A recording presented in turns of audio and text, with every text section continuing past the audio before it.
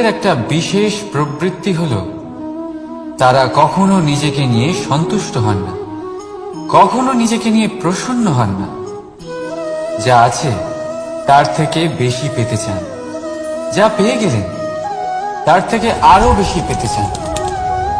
নিজেদের জীবনে বদল, পরিবর্তন আনতে চান।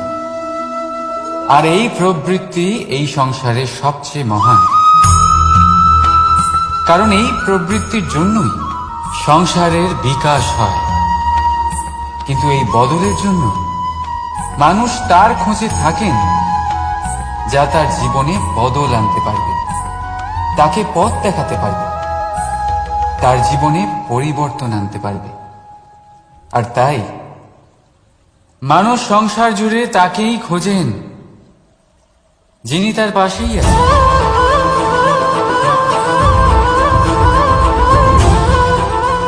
বলুন তো কে? যদি কেউ আপনার জীবনে আত্মবিশ্বাসের হাত ধরুন, আপনার সমস্যা আপনা থেকেই দূর হয়ে যাবে। তাই ভালোবেসে বলুন, রাধা রাধা। জীবনে কিছু করে দেখাতে হলে আকাশের সেই সীমা ছুঁতে হবে যে সীমা ছোঁয়ার কথা আপনি কখনো ভাবতেও পারেন না। তাহলে নিজের মধ্যে এই তিনটি গুণ সম্মিলিত করুন। প্রথম, নিজের লক্ষ্যে পৌঁছবার ইচ্ছে, একাগ্রতা। এ আপনার দ্বারা এমন কাজ করাতে পারে যা আপনি কখনো করতে পারবেন না। দ্বিতীয়, সাহস, সমস্যার সমাধান করার ক্ষমতা। এটা আপনার দ্বারা তাই করাতে পারে। রাধা রাধা। স্বপ্ন আর লক্ষ্য একই মনে হয়। এই দুইয়েরই কথা মানুষ কল্পনা করে, এই দুই মানুষ অর্জন করতে চায়। আর এই দুই পূর্ণ হলে মানুষ নিজেকে অত্যন্ত ভাগ্যবান বলে মনে করে। কিন্তু এই দুইয়ের মধ্যে পার্থক্য আছে। পার্থক্য এই যে স্বপ্নের জন্য বিনা পরিশ্রমের ঘুম দরকার হয়, আর লক্ষ্যের জন্য বিনা ঘুমের পরিশ্রম। যে ব্যক্তি ঘুমের মধ্যে স্বপ্ন দেখতে থাকেন, জেগে ওঠার পর তার হাত খালি থেকে যায়। আর যে ব্যক্তি পরিশ্রম করে, শয়নকালেও তার হাত তার লক্ষ্যেই থাকে। তাই যদি স্বপ্নও দেখতে হয়, তাহলে লক্ষ্য জেনে পরিশ্রম করুন। আর ভালোবেসে বলুন, রাধা রাধা। ইচ্ছে, সিদ্ধান্ত আর নিশ্চয়তা, এই শব্দগুলো আমরা আমাদের জীবনে অনেকবার শুনেছি, তাই না? জীবনে অনেক সময় অনেক কিছু পেতে খুবই ইচ্ছে করে, কিন্তু শুধু ইচ্ছে হলেই কি সবকিছু পাল্টায়? সবকিছু পাওয়া যায়? অনুর্বর জমিতে বাস করা ব্যক্তির মনে ইচ্ছে হয় যেন সে শীতল জল পায়, কিন্তু সে পায় না। যে এক কুয়ো খোঁড়ার সিদ্ধান্ত নিয়েছে, সে মাটি খোঁড়ার জন্য কোদাল অবশ্যই পেয়ে যায়। আর যে নিশ্চিত করে নিয়েছে, সে দেরি করে হলেও সেই শীতল জল অবশ্যই পেয়ে যায়। তাই জীবনে কেবল ইচ্ছে করবেন না, সিদ্ধান্ত নিন আর তারপর নিশ্চিত করুন, সব পেয়ে যাবেন। আর ভালোবেসে বলুন, রাধা রাধা। প্রদীপ জ্বালানোর কাজ বড়ই আনন্দদায়ক। উজ্জ্বলতার এই শিখা যেন আত্মার মধ্যে গিয়ে মনে উল্লাস ভরে দেয়।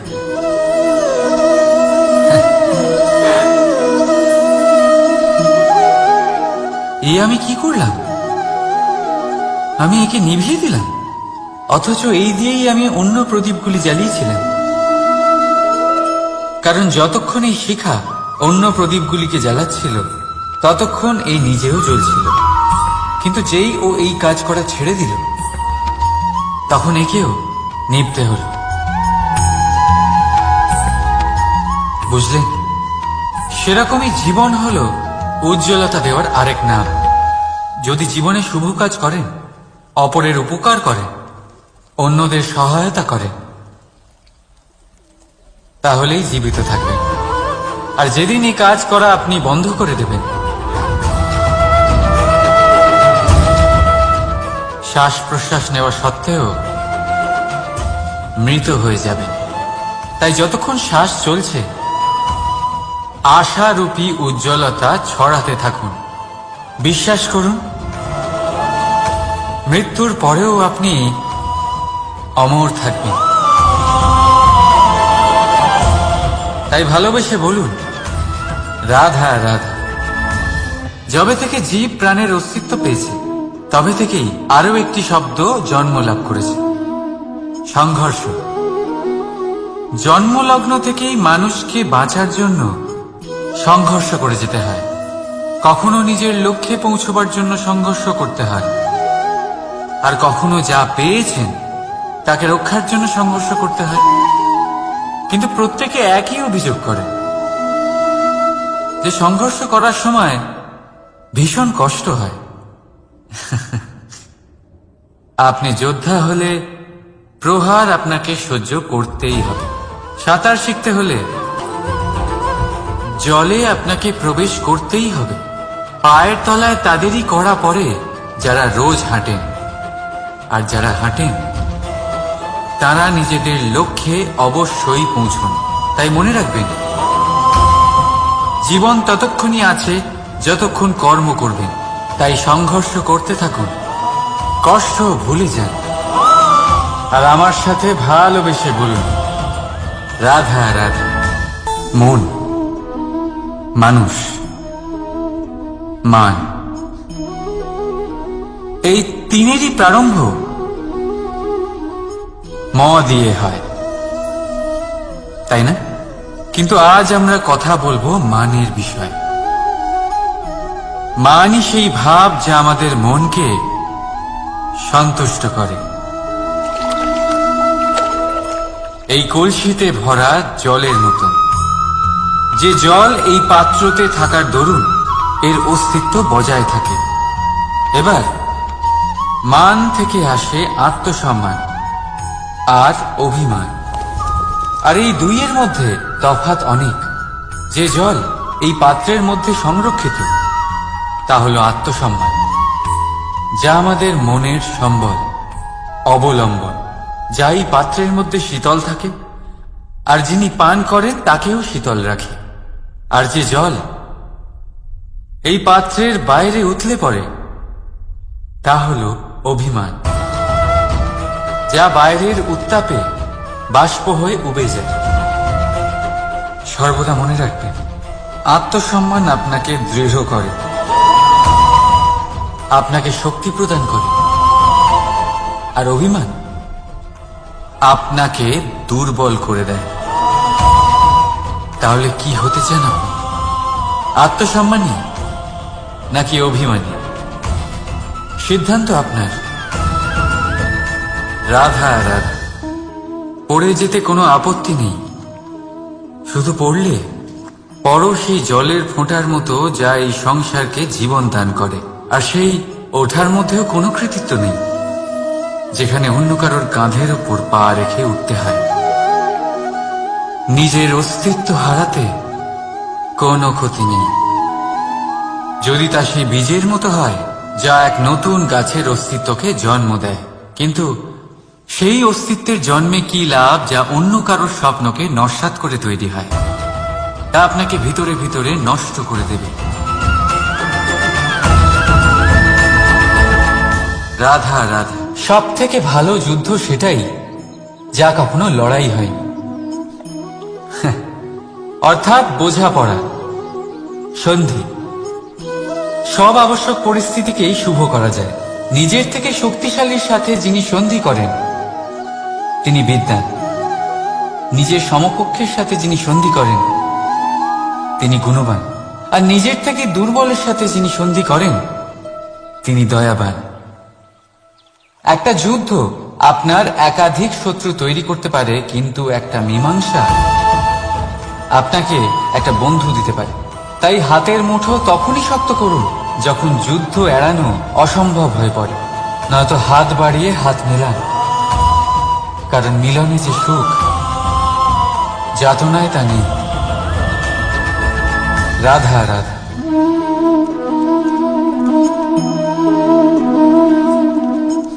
শীতকালের সন্ধ্যায় এই জ্বলন্ত কাঠে হাত সেঁকতে কার না ভালো লাগে। কত সময় পেরিয়ে যায় এই কাঠ সরাতে ঘোরাতে, বোঝাই যায় না। এই কাঠগুলি আগে জ্বলে, তারপর আমাদের উষ্ণতা দেয়, আর তারপর ছাই হয়ে যায়।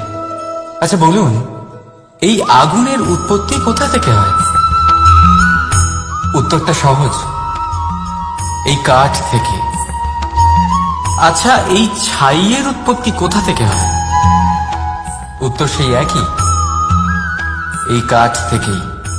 তাহলে আগুন আর ছাই, এই দুইয়ের উৎপত্তি কাঠ থেকেই হয়। এবার ভাবুন, আগুন যা এই কাঠ জ্বালায়, আর ছাই সেই ছাই যা এই আগুন নিভিয়ে দেয়। কিছু বুঝলেন?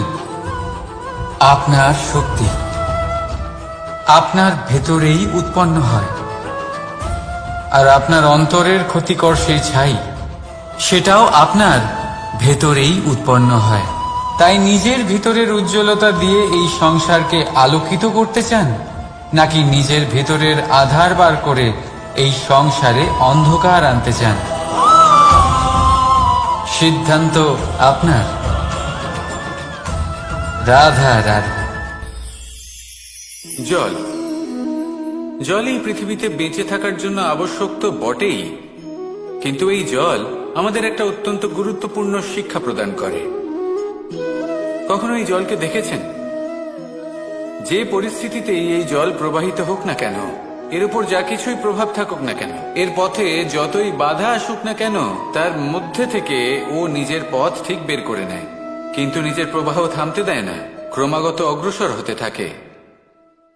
সেরকমই একটা শিক্ষা যেটা আমরা জল থেকে পেয়ে থাকি, তা হলো এটা: আমরা যখন জলের দিকে তাকাই তখন আমরা নিজের প্রতিবিম্ব দেখি, স্পষ্টভাবে দেখতে পাই। কিন্তু তখনই দেখতে পাই যখন এই জল শান্ত থাকে, স্থির থাকে। যদি এই জল অশান্ত হয়ে থাকে, স্থির না হয়, তাহলে আমরা এতে নিজের প্রতিবিম্ব দেখতে পাই না। এটাই আমাদের মনের সাথেও হয়ে থাকে। যখনই জীবনে কোনো সংকট আসে, যদি আমরা শান্ত মনে, স্থির মনে সিদ্ধান্ত নিই, তাহলে সেটা এমন একটা শীতল সিদ্ধান্ত হবে যেটা আমাদের ভবিষ্যৎকে একটা শ্রেষ্ঠ স্থানে নিয়ে যাবে। যদি এই মন অশান্ত হয়, বিচলিত হয়, পীড়িত হয়, দুঃখিত হয়ে থাকে, রুষ্ট হয়ে থাকে, তাহলে অনেক সময় আমরা এমন সিদ্ধান্ত নিই যেটা আমাদের জন্য অনুচিত প্রমাণিত হয়। যখন আপনি ক্রুদ্ধ ছিলেন বা দুঃখের বশে ছিলেন, তখন অনেক সময় হয়তো এমন সিদ্ধান্ত নিয়েছেন যেটার জন্য ভবিষ্যতে আপনি অনুশোচনা করেছেন। এবার দেখুন, এই আবেগগুলো থেকে আমরা পালাতে পারবো না, কিন্তু এই আবেগগুলো আপনার উপর কতটা প্রভাব ফেলবে সেটা আমরা অবশ্যই ঠিক করতে পারি। এই মনকে আমরা নিয়ন্ত্রণ করতে পারি। এটাই করুন, চিন্তা করুন, এই মনকে শান্ত রাখুন, স্থির হতে চেষ্টা করুন, আর তারপরে সিদ্ধান্ত নিন। আসুন আমার সাথে ভালোবেসে বলুন, রাধা রাধা। এই হিরেটা দেখতে পাচ্ছেন আপনি? লক্ষ কোটি বছর ধরে পৃথিবীর গর্ভে থাকার পরে এটা এতটা শক্ত হয়ে ওঠে, কিন্তু যখন খনি থেকে একে বের করা হয়, এটি কয়লার মতোই থাকে, সাদা, শক্ত, নিস্তেজ।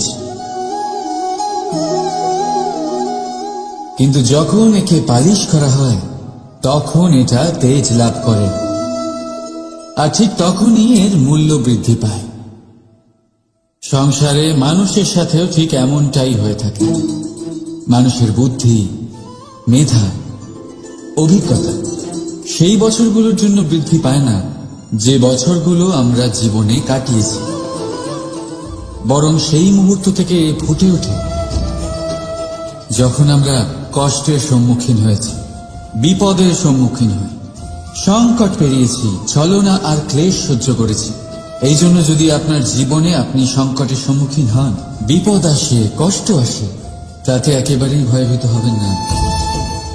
তাকে আহ্বান জানান, কারণ এই পরিস্থিতিগুলোই আপনাকে অভিজ্ঞতা দেবে, যা আপনাকে উন্নত করবে। রাধা রাধা। মানুষের মধ্যে এক বিশেষ গুণ পাওয়া যায়, মূল্যায়ন করার।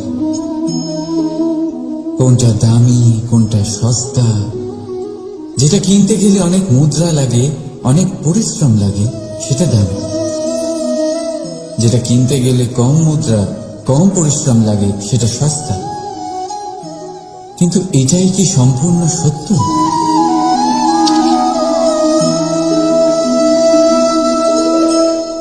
এখন আপনার সামনে একটা পাত্র আছে যাতে জল ভরা আছে, আর একটা সোনার মুদ্রা। বলুন, এই দুই বস্তুর মধ্যে বেশি দামি কোনটা? আপনি বলবেন সোজা ব্যাপার, সোনার মুদ্রাই বেশি দামি হবে। এই সোনার মুদ্রা দিয়ে আপনি এরকম অনেক জলের পাত্র কিনতে পারবেন। চলুন, ঠিক আছে। এবার ভাবুন, আপনি যদি কোনো মরুভূমির মাঝে আটকে পড়েন, তৃষ্ণায় কাতর আপনি, তখন কোনটা দামি হবে? তখন তো আপনি এই এক ঢোক জলের জন্য নিজের সারা জীবনের উপার্জন, যা আপনি আয় করেছেন, সব দিতে রাজি হয়ে যাবেন। মনে রাখবেন, জীবনে দামি বা সস্তা বস্তু নয়, পরিস্থিতি হয়। আর প্রয়োজনে যা কাজে আসে, তার থেকে অমূল্য এই সংসারে আর কিচ্ছু নেই। রাধা। জীবনে খুব মহত্বপূর্ণ হয় এই অগ্নি। এই অগ্নি উজ্জ্বলতা হয়ে আমাদের জীবিত রাখে। কিন্তু ভাবুন, যদি এই উজ্জ্বলতা ক্রোধের অগ্নি হয়ে দিকভ্রষ্ট হয়, তাহলে কি হবে? একটা ছোট পাতা দিয়ে শুরু করে গোটা বনকে ছারখার করে দিতে পারে। ঠিক সেরকমই মানুষের ক্রোধের আগুনও অন্যদের তো ভস্ম করেই, কিন্তু তার পূর্বে স্বয়ং নিজেকেই ভস্ম করে দেয়। তাহলে কি করা যায়? কি করে নিয়ন্ত্রণ করা যায় তাকে? উত্তর হলো, তাতে জল ঢেলে দিয়ে, জলের মতো বইতে দিন কি। ঠিক সেইভাবে যেমন সূর্য নিজের অগ্নিকে তেজ বানিয়ে আপনার কাছে পৌঁছে দেয়। এটাই পার্থক্য সূর্যের অগ্নি আর ক্রোধের অগ্নির মধ্যে। সূর্যের অগ্নি বিচ্ছুরিত হয়ে প্রতিফলিত হয়ে আসে, আর সেই জন্যই তাকে তেজ বলা হয়। অন্যদিকে আমাদের ক্রোধের আগুনের কোনো সীমাই থাকে না। তাহলে নিজের অন্তরের শক্তিকে ক্রোধের আগুন বানিয়ে জ্বালাতে চান, নাকি উজ্জ্বলতা বানিয়ে বিস্তারিত করতে চান? সিদ্ধান্ত আপনার। রাধা রাধা। সংসারে সব থেকে কঠিন কাজ কি? কেউ বলবেন পর্বত আরোহণ করা, কেউ বলবেন সাঁতার কাটা, কেউ বলবেন আকাশে ওড়া। কিন্তু বাস্তবে সত্যি কি এগুলি কঠিন? আসলে যদি দেখা যায় তো এগুলি কিছুটা আলাদা। যে কাজ আমরা করতে অভ্যস্ত নই, আমরা তাকে কঠিন ভেবে নিই। যেমন সাঁতার কাটা আলাদা, পাহাড়ে ওঠার কলা আলাদা, আকাশে ওড়ার কলা আলাদা। যেমন কিছু মানুষ গণিত আর বিজ্ঞানকে কঠিন ভেবে নেয়, কিন্তু বাস্তবে এটা সাহিত্যের থেকে কিছুটা ভিন্ন, কঠিন নয়। দেখুন, এই সংসারে কঠিন কিছুই নেই, শুধু একে অপরের থেকে কিছুটা ভিন্ন। যেমন কোনো মানুষ হন, সম্পর্ক হোক, কারোর চিন্তাধারা বা বিচার বুদ্ধি হোক, কখনো কখনো আমরা বুঝতে পারি না, কারণ আমাদের চিন্তাধারা ও বিচার বুদ্ধির থেকে সেগুলি আলাদা। কিন্তু যদি এটা বুঝে নেওয়া যায় যে সেটা কঠিন নয়, একটু ভিন্ন মাত্র, তাহলে অনেক সম্পর্ক বাঁচানো যেতে পারে। রাধা। বলুন, শ্রেষ্ঠ কে? রেশমের সুতো যিনি তৈরি করেন, নাকি তিনি যিনি এই সুতো দিয়ে বস্ত্র তৈরি করেন? নিশ্চিতভাবে যিনি বস্ত্র বানান। এবারে বলুন শ্রেষ্ঠ কে?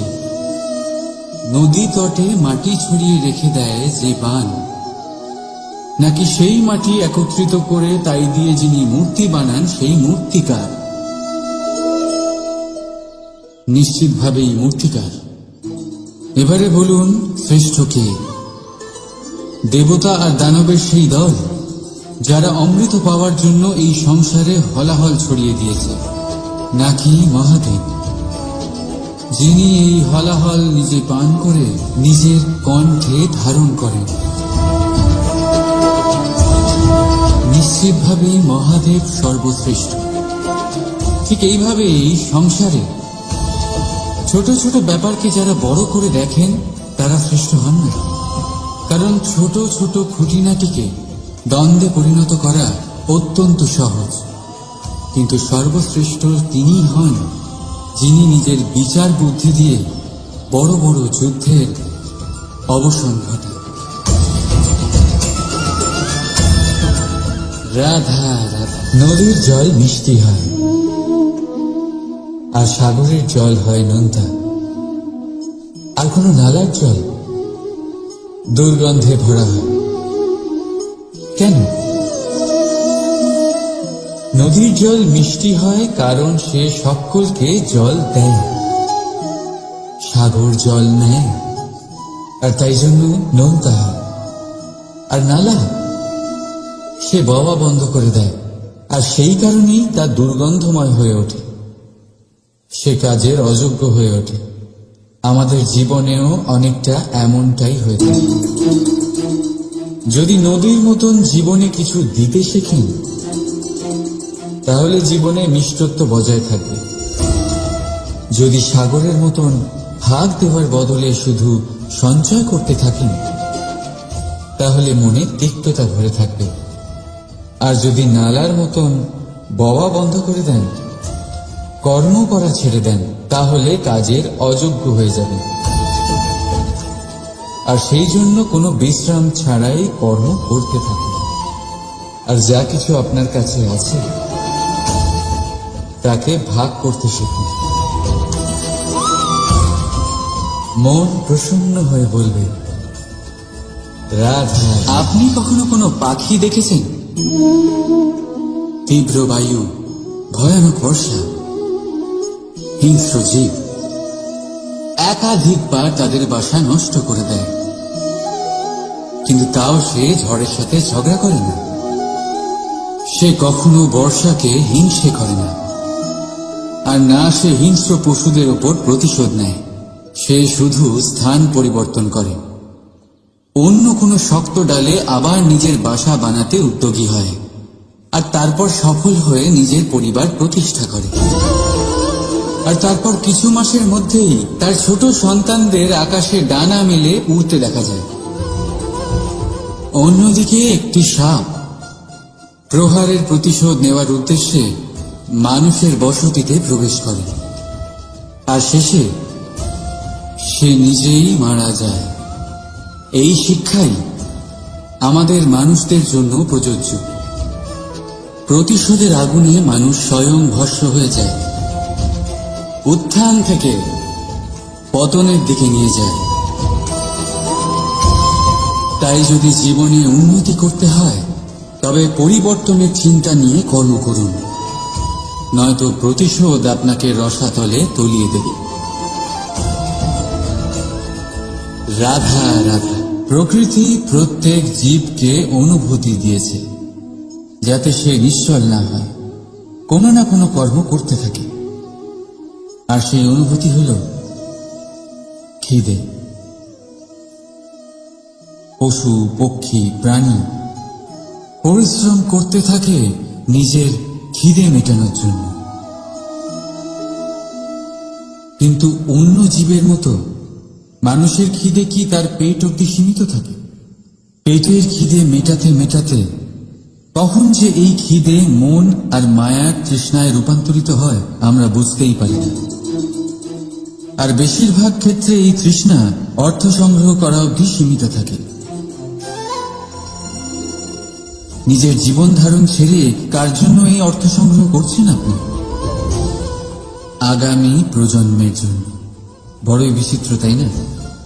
নিজের জীবন ধারণ ছেড়ে অর্থ সংগ্রহ করতে করতে নিজের জীবনের সুখ বিসর্জন দিচ্ছেন, আর আগামী প্রজন্মকে কাজ করার থেকেও আটকাচ্ছেন। পুত্র যখন কুপুত্র তখন কেন অর্থ সঞ্চয়? পুত্র যখন সুপুত্র তখন কেন অর্থ সঞ্চয়? নিজের সন্তানকে সংস্কার দিন, অর্থ নয়। যদি সন্তান সংস্কারী হয় তখন সে নিজের এক সংসার তৈরি করবে। যদি সংস্কারহীন হয় তাহলে আপনার বানানো সংসার এমনি সে ভেঙে দেবে। জীবনে যদি কিছু সঞ্চয় করতে হয় তাহলে জ্ঞান সঞ্চয় করুন, প্রেম সঞ্চয় করুন, আর আমার সাথে ভালোবেসে বলুন, রাধা রাধা। এই হলো একটা পাতলা সুতো। ভাবছি যদি এটা দিয়ে আমি পোশাক বানাই তাহলে নিজের জন্য কত সুন্দর একটা পোশাক বানাতে পারবো। কিন্তু যদি এটা আমি, চিন্তা করবেন,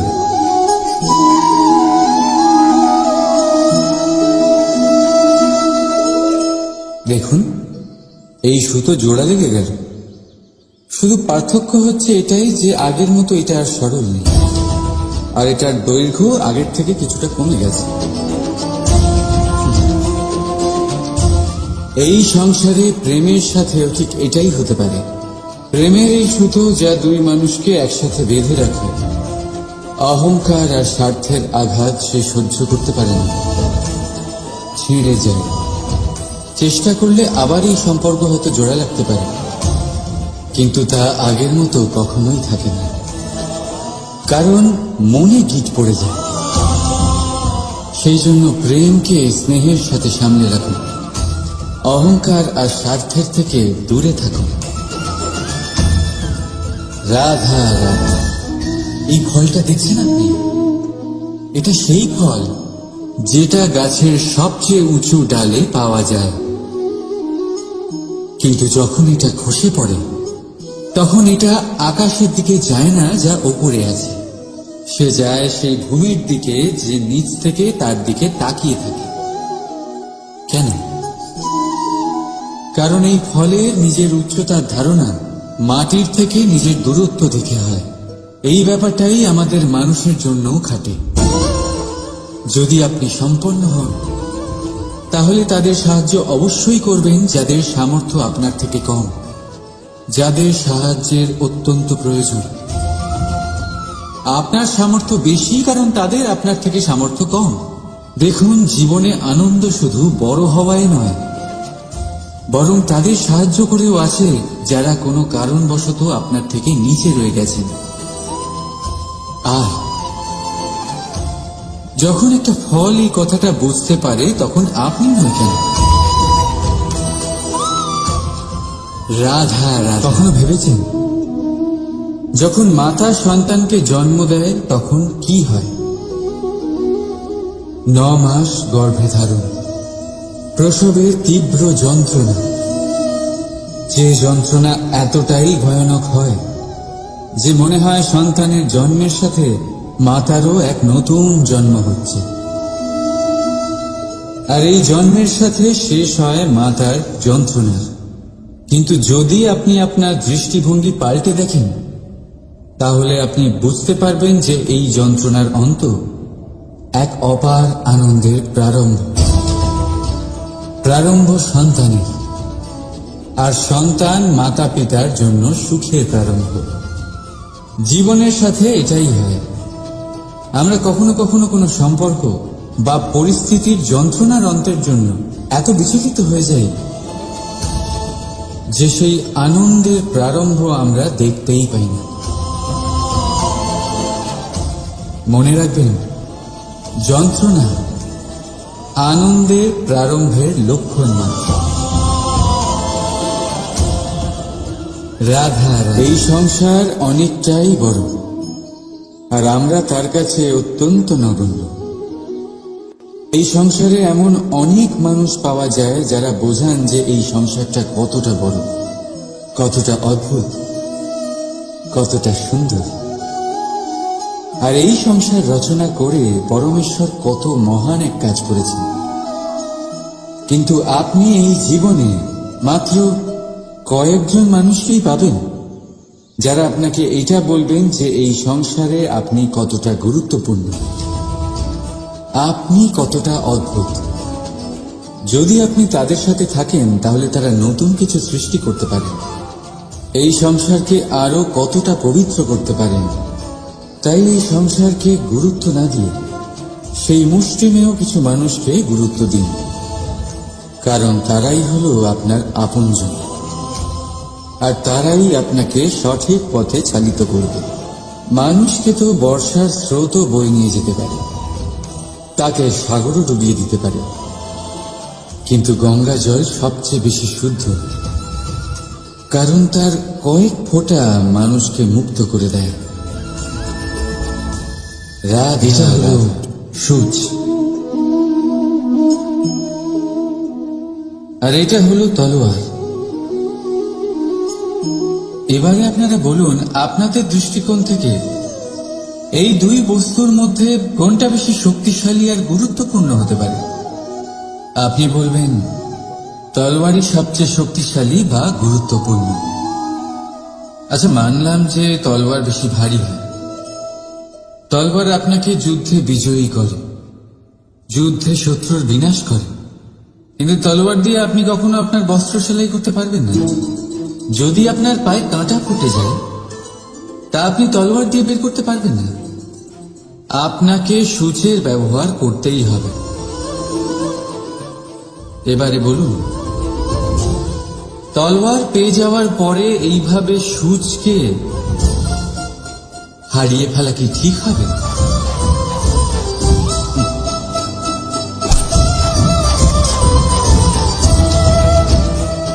ঠিক সেইভাবেই জীবনে সম্পন্ন বন্ধু পাওয়ার পরেও আপনার সেই বন্ধুদের হারাবেন না যারা কম সম্পন্ন, দরিদ্র, কারণ তারা আপনার সাথে তখন ছিলেন যখন আপনি কিছুই ছিলেন না, আর জীবনে দরকার পড়লে তারাই আপনার কাজে আসবে, সম্পন্ন বন্ধু নয়। তাই যাকে ভালোবেসেছেন তার সাথে বন্ধুত্ব পালন করুন, চিত্ত আনন্দে জেগে উঠবে। রাধা রাধা। মানুষের জীবন কি? আপনি বলতে পারেন জন্ম আর মৃত্যুর মধ্যেকার সময়। আর মৃত্যু কখন হয়? যখন মানুষ শ্বাস নেওয়া বন্ধ করে দেয়, হাত পা নাড়ানো বন্ধ করে দেয়, ভাবা ছেড়ে দেয়। এমনটা নয়, মানুষের অন্তর, তার মৃত্যু তখনই হয় যখন তার অন্তরের করুণা শেষ হয়ে যায়। করুণা সেই ভাব যা মানুষকে মানুষ করে তোলে, যা এক মানুষকে আরেক মানুষের কষ্টে তার প্রয়োজনীয়তা অনুভব করে, আর সেটাই তাকে শক্তি দেয় অন্য কাউকে সহায়তা করার জন্য, তাকে পাত্র করে এই সৃষ্টির নিয়ন্তা হবার জন্য। দেখুন, এই সংসারে মৃত্যু কেবলমাত্র একবারই হয়, তাই তার আগে কেন মরব? এই করুণাকে কেন মারব? নিজের মনুষ্যত্ব বজায় রাখুন, মৃত্যুর পরেও আপনি জীবিত থাকবেন। রাধা। সময় বড়ই বিচিত্র অনুভব দেয়। যখন অপেক্ষা করছেন তখন অনেক লম্বা হয়ে যায়, প্রতিটা মুহূর্ত একটা গোটা দিনের মতো মনে হয়। ঠিক সেইভাবেই যদি কোথাও যেতে দেরি হয় তখন সময় দৌড়তে থাকে, প্রসন্নতায় বয়ে যায় আর নিরাশায় থমকে যায়। আপনদের সাথে থাকলে সময়ের খেয়ালই থাকে না, শত্রুদের সাথে থাকলে সেই সময় খারাপ হয়ে যায়। কিন্তু এটাই কি সত্যি বাস্তব? না, সময় তো সময়ই হয়, নিজের গতিতেই চলে সে। শুধু সেই গতির আভাস আমাদের মানসিক অবস্থা অনুযায়ী বদলে যেতে থাকে। তাই এই সমস্যা সময়ের নয়, আমাদের মানসিকতা। তাই নিজেকে খুশি রাখুন, অন্যদেরও খুশি রাখুন। আগের সমস্ত ঘটনা ভুলে যান আর একটা উজ্জ্বল ভবিষ্যতের দিকে অগ্রসর হন। সময় সব সময় ভালোই লাগবে। প্রেম করুন সবার সাথে, সময় সব সময় সুখেই কাটবে। রাধা রাধা।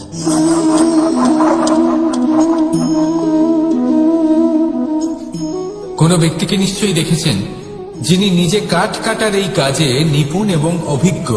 এবার আপনারা দেখবেন যে তার মনোযোগ সমস্ত কাঠের ওপর থাকে না, তার মনোযোগ থাকে শুধুমাত্র একটা কাঠের ছোট্ট একটি অংশের ওপর, যেখান থেকে তার টুকরো করা হচ্ছে। কিন্তু সেটা উনি কেন করেন?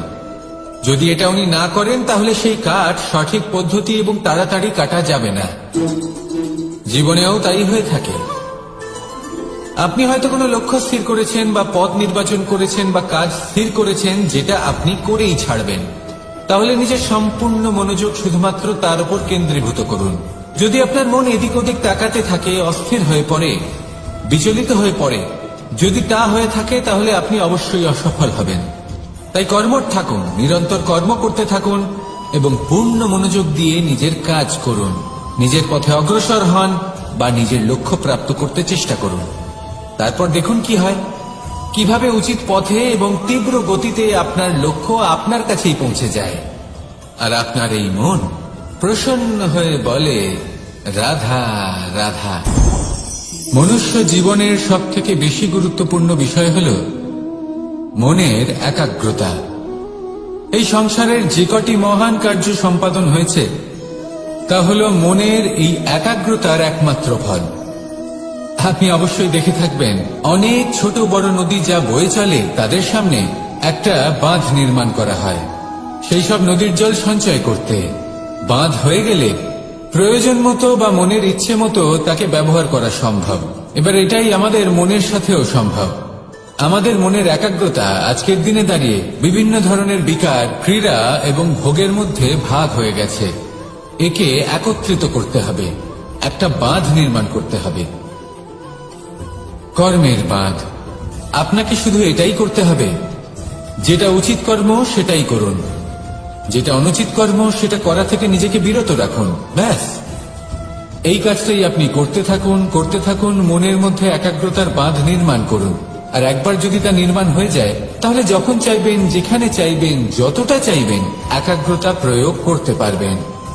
আর একবার যদি আপনি এটা শিখে যান তাহলে এই সংসারকে বদলে ফেলার মতো কাজ আপনি করতে পারবেন, সমাজকে শুধরাবার মতো কাজ করতে পারবেন। তাহলে এই মনকে একাগ্র করুন আর আমার সাথে ভালোবেসে বলুন রাধা রাধা। এই সংসারে সাফল্য লাভ করার জন্য জ্ঞানের প্রয়োজন হয়, পরিশ্রমের প্রয়োজন হয়, দৃঢ় নিষ্ঠার প্রয়োজন হয়, নিরন্তর চেষ্টা করা প্রয়োজনীয়। কিন্তু আরো কিছু আছে যা অত্যন্ত প্রয়োজনীয় এবং গুরুত্বপূর্ণ। তা হলো ভালো বন্ধু। তাদের থাকা অত্যন্ত প্রয়োজনীয়। যদি ভালো বন্ধু থাকে তাহলে সময় এলে তারা ঢাল হয়ে আপনাকে সুরক্ষা করবেন। সময় এলে অস্ত্রের মতো শত্রুকে সংহারও করবেন। যদি তিনি জ্ঞানী হন, তাদের মধ্যে সদ্গুণ থাকে, তাহলে এই সব গুণ আপনার মধ্যেও প্রবেশ করবে। তাহলে সাফল্যের জন্য ভালো বন্ধু পাওয়া অত্যন্ত প্রয়োজনীয়। কিন্তু শুধু বন্ধু কেন, ভালো শত্রুও থাকা প্রয়োজনীয়। এবার আপনি ভাববেন এ আমি কি বললাম? যদি আপনার জীবনেও ভালো অর্থাৎ শক্তিশালী শত্রু থাকে তাহলে আপনিও শক্তিশালী হতে থাকবেন। এই শত্রু আপনাকে প্রেরিত করবে আরো বেশি শক্তিশালী হয়ে ওঠার। কখনো কোনো হরিণকে দেখুন, তীব্র গতিতে দৌড়তে থাকে। কেন তীব্র গতিতে দৌড়য়? এই কারণে নয় যে কোথাও তার জন্য মধুর ঘাস অপেক্ষা করে রয়েছে, না। সে এই কারণে তীব্র গতিতে দৌড়য় কারণ সেটা না করলে তার পেছনে একটি সিংহ আছে যে ওকে নিজের ভোজন করে ফেলবে। তাই জীবনে বিপদ, সংকট এই সবকিছুও হলো অত্যন্ত গুরুত্বপূর্ণ।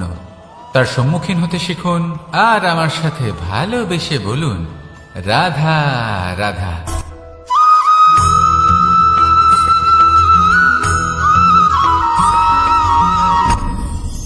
আপনি কি কখনো কোনো জলের ধারা দেখেছেন? তার সামনে যতই মাটি থাকুক না কেন, যতই কাদা থাকুক না কেন, যখন এই জলের ধারা বইতে আরম্ভ করে দেয়, তাহলে নিজের মনের, নিজের ভাবনার, নিজের জীবনের যত অনাবশ্যক তত্ত্ব আছে, অনুপযোগী অংশ রয়েছে, অর্থাৎ অপরিষ্কার অংশ রয়েছে, তা নিজে থেকেই নির্মল হয়ে উঠবে। আর যেরকম জলের ধারা কখনো থেমে থাকে না, সব সময় বয়ে চলে, সেইভাবে আপনিও কখনোই থামবেন না।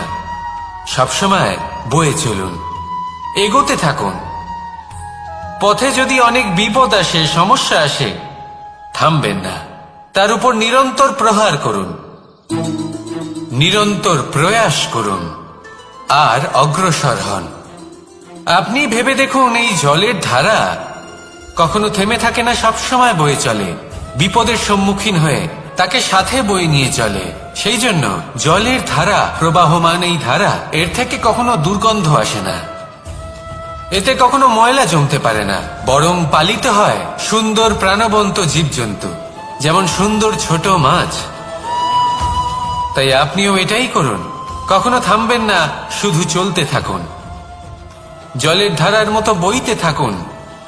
আপনি আপনার লক্ষ্য অবশ্যই খুঁজে পাবেন, আর তার সাথে নিজের অন্তরের যে মালিন্য রয়েছে তা আপনি নিজেই নিজের থেকে দূরে করে দেবেন। তাহলে আসুন আর আমার সাথে ভালোবেসে বলুন, রাধা রাধা।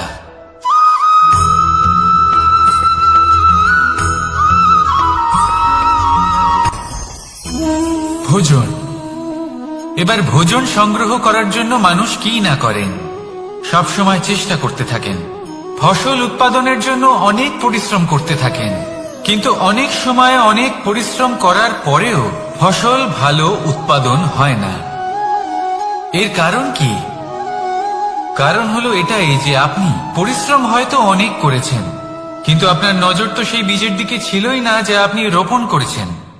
সেই জন্য সব সময় কোনো বীজ রোপণ করার আগে তাকে পরখ করে দেখুন, তা অত্যন্ত আবশ্যক। আর সেইভাবেই যখনই কোনো কর্মের প্রশ্ন আসে, তাহলে সেখানে শুধুমাত্র পরিশ্রম যথেষ্ট নয়, সেই কাজের প্রতি আপনার কর্তব্য কি, আপনার উদ্দেশ্য কি, সেটা জানা হলো অত্যন্ত গুরুত্বপূর্ণ। তাই কর্ম করুন, কিন্তু সেই কর্মের প্রতি আপনার যা উদ্দেশ্য তার মাহাত্ম্য বুঝতে চেষ্টা করুন। তাহলে আসুন আমার সাথে ভালোবেসে বলুন, রাধা রাধা।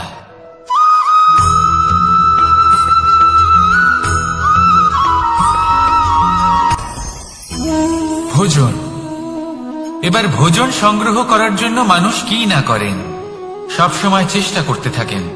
ফসল উৎপাদনের জন্য অনেক পরিশ্রম করতে থাকেন, কিন্তু অনেক সময় অনেক পরিশ্রম করার পরেও ফসল ভালো উৎপাদন হয় না। এর কারণ কি? কারণ হলো এটাই যে আপনি পরিশ্রম হয়তো অনেক করেছেন, কিন্তু আপনার নজর তো সেই বীজের দিকে ছিলই না যা আপনি রোপণ করেছেন। সেই জন্য সব সময় কোনো বীজ রোপণ করার আগে তাকে পরখ করে দেখুন, তা অত্যন্ত আবশ্যক। আর সেইভাবেই যখনই কোনো কর্মের প্রশ্ন আসে, তাহলে সেখানে শুধুমাত্র পরিশ্রম যথেষ্ট নয়, সেই কাজের প্রতি আপনার কর্তব্য কি, আপনার উদ্দেশ্য কি, সেটা জানা হলো অত্যন্ত গুরুত্বপূর্ণ। তাই কর্ম করুন, কিন্তু সেই কর্মের প্রতি আপনার যা উদ্দেশ্য তার মাহাত্ম্য বুঝতে চেষ্টা করুন। তাহলে আসুন আমার সাথে ভালোবেসে বলুন, রাধা রাধা।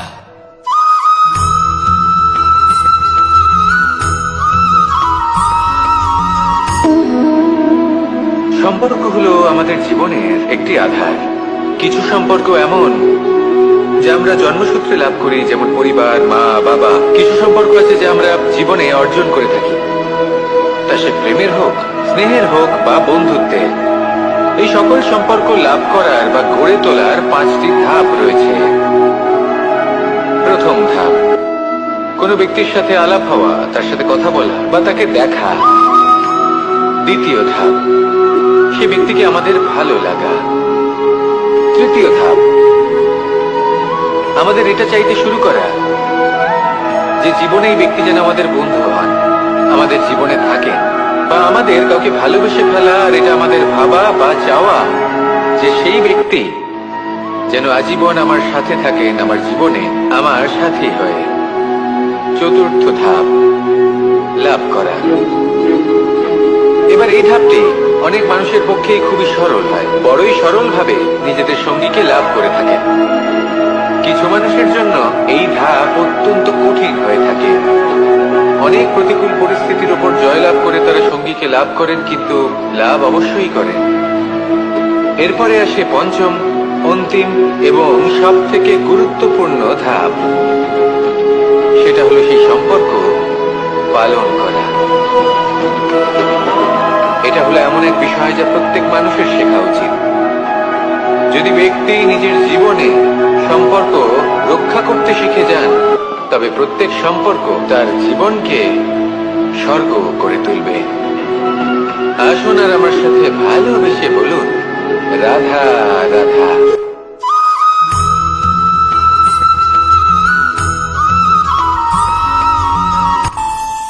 আমাদের মনে যখন কোনো প্রশ্ন ওঠে, কোনো দ্বন্দ্ব জাগে, তখন আমরা যাই আমাদের গুরুর কাছে, আমাদের আরাধ্যের কাছে গিয়ে জিজ্ঞেস করি।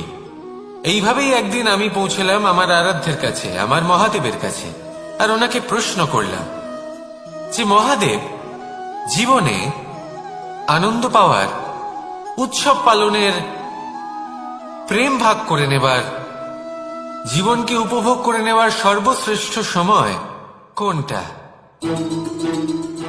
মহাদেব হাসলেন আর উনি বললেন, জীবনে উৎসব পালনের সব থেকে শ্রেষ্ঠ দিন হল মৃত্যুর ঠিক আগের দিনটা।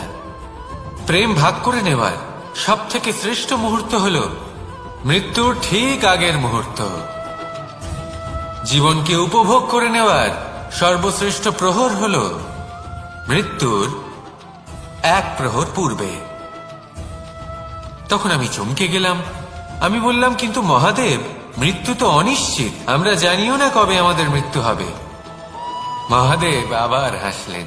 উনি বললেন যে যদি আমরা এভাবে জীবন কাটাই যে আমরা জীবনের প্রত্যেক দিন, প্রত্যেক মুহূর্ত, প্রত্যেক প্রহর শেষ বলে মনে করি, তাহলে আমাদের সমস্ত জীবন আনন্দের সাথেই অতিবাহিত হবে।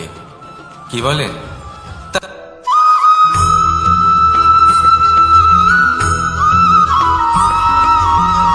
এই সংসারে কোনো বস্তু হোক বা ব্যক্তি হোক, তার একার গুরুত্ব কিন্তু খুব বেশি নয়।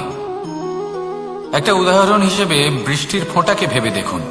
যদি একটি বৃষ্টির ফোঁটা হয় তাহলে তার খুব বেশি গুরুত্ব থাকে না, কিন্তু যখন সহস্র বৃষ্টির ফোঁটা মেঘের মধ্যে দিয়ে ঝরে পড়ে, তখন সেটা বর্ষার রূপ ধারণ করে। সেই বর্ষা যা এই প্রকৃতিকে শান্ত করে। সেইভাবেই পাথরের ছোট টুকরো, তার খুব বেশি গুরুত্ব থাকে না, কিন্তু যখন অসংখ্য পাথরের টুকরো একত্রিত হয় তখন তা পর্বতের আকার ধারণ করে। সেইভাবেই কিছু মানুষ যখন একত্রিত হন তখন তৈরি হয় পরিবার, কিছু পরিবার যখন একত্রিত হয় তখন তৈরি হয় সমাজ, যখন অনেক সংখ্যক সমাজ একত্রিত হয় তখন তৈরি হয় রাজ্য। এবার এই রাজ্যের সব থেকে গুরুত্বপূর্ণ ব্যক্তি হতে পারেন রাজা, কিন্তু তাও সেই রাজা একা কিছু করতে পারেন না। যুদ্ধ লড়ার সময় তারও নিজের সৈন্যদলকে প্রয়োজন পড়ে। কিন্তু এই সংসারে এমন একজন ব্যক্তি আছেন যিনি একাই সব কাজ করতে থাকেন, এবং সেই ব্যক্তি হলেন মা। আমাদের জীবনে একজন পিতার ভূমিকা কিন্তু নিঃসন্দেহে অমূল্য, কিন্তু আমাদের সকলের জীবনে যে ভূমিকা একজন মায়ের তা অন্য কারোর থাকে না। একজন মা একাই সন্তানকে বড় করতে পারেন, সংস্কারী করে তুলতে পারেন, তার জন্য পরিশ্রম করেন। আর এত কিছু কাজ করার পরেও তার কাজের জন্য তিনি প্রশংসা অবশ্য পান না। উল্টে যদি সেই সন্তান অনুচিত পথে চালিত হয়, অনুচিত কর্ম করে, তখন সেই মাকেই অপবাদের পাত্র হয়ে উঠতে হয়। আমাদের জীবনে মায়ের যোগদান কতটা সেটা বুঝুন। আপনাকে বড় করে তোলার জন্য উনি কতটা পরিশ্রম করেছেন সেটা বুঝুন। আজ থেকে, এখন থেকে এই মুহূর্ত থেকে মাকে সম্মান করতে শিখুন। যখন সময় পাবেন, যখন সুযোগ হবে, তখন তার প্রশংসা করুন, ওনারও ভালো লাগবে। আর মায়ের এই মমতার জন্য, তার এই ভূমিকার জন্য আসুন সবাই মিলে আমরা তাকে প্রণাম করি, আর সকলে মিলে ভালোবেসে বলি, রাধা রাধা।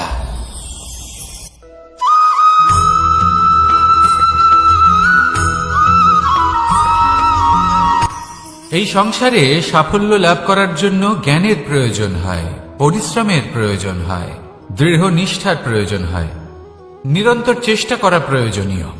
কিন্তু আরো কিছু আছে যা অত্যন্ত প্রয়োজনীয় এবং গুরুত্বপূর্ণ। তা হলো ভালো বন্ধু। তাদের থাকা অত্যন্ত প্রয়োজনীয়। যদি ভালো বন্ধু থাকে তাহলে সময় এলে তারা ঢাল হয়ে আপনাকে সুরক্ষা করবেন। সময় এলে অস্ত্রের মতো শত্রুকে সংহারও করবেন। যদি তিনি জ্ঞানী হন, তাদের মধ্যে সদ্গুণ থাকে, তাহলে এই সব গুণ আপনার মধ্যেও প্রবেশ করবে। তাহলে সাফল্যের জন্য ভালো বন্ধু পাওয়া অত্যন্ত প্রয়োজনীয়। কিন্তু শুধু বন্ধু কেন, ভালো শত্রুও থাকা প্রয়োজনীয়। এবার আপনি ভাববেন, আমি কি বললাম? যদি আপনার জীবনেও ভালো অর্থাৎ শক্তিশালী শত্রু থাকে, তাহলে আপনিও শক্তিশালী হতে থাকবেন। এই শত্রু আপনাকে প্রেরিত করবে আরো বেশি শক্তিশালী হয়ে ওঠার। কখনো কোনো হরিণকে দেখুন, তীব্র গতিতে দৌড়তে থাকে। কেন তীব্র গতিতে দৌড়য়? এই কারণে নয় যে কোথাও তার জন্য মধুর ঘাস অপেক্ষা করে রয়েছে, না। সে এই কারণে তীব্র গতিতে দৌড়য় কারণ সেটা না করলে তার পেছনে একটি সিংহ আছে যে ওকে নিজের ভোজন করে ফেলবে। তাই জীবনে বিপদ, সংকট, এই সবকিছুও হলো অত্যন্ত গুরুত্বপূর্ণ। তার সম্মুখীন হতে শিখুন আর আমার সাথে ভালোবেসে বলুন, রাধা রাধা।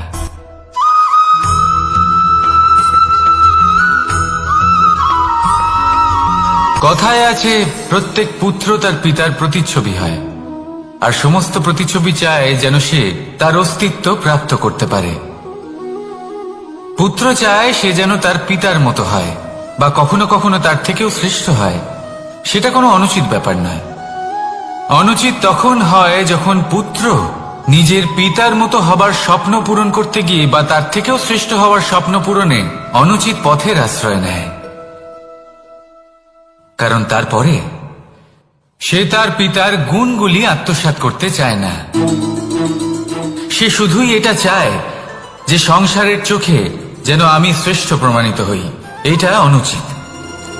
সংসারে এমন অনেক মানুষ আছেন যারা এই কারণে শ্রেষ্ঠ হওয়ার চেষ্টা করেন যাতে তার পরিবারের তার পিতার সম্মান বৃদ্ধি পায়। এমনও মানুষ থাকেন, আর এটাই হলো পার্থক্য উদ্দেশ্যের। মনে রাখবেন, যদি আপনার উদ্দেশ্য শুভ হয় তাহলে পথও শুভ হবে, যদি আপনার উদ্দেশ্য অশুভ হয় তাহলে পথও অশুভ হবে। তাহলে নিজের পিতার মতো হবার চেষ্টা অবশ্যই করুন, তার থেকেও শ্রেষ্ঠ হওয়ার চেষ্টা অবশ্যই করুন, কিন্তু মনে রাখবেন আপনার সংকল্প আর আপনার উদ্দেশ্য এই দুই শুভ হওয়া উচিত। তাহলে আসুন আর আমার সাথে ভালোবেসে বলুন, রাধা রাধা।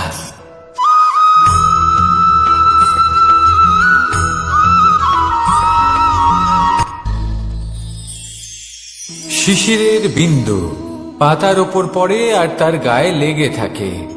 পাতা তাকে শুষে নিতে পারে না, আর শেষ পর্যন্ত সে ঝরে পড়ে যায়।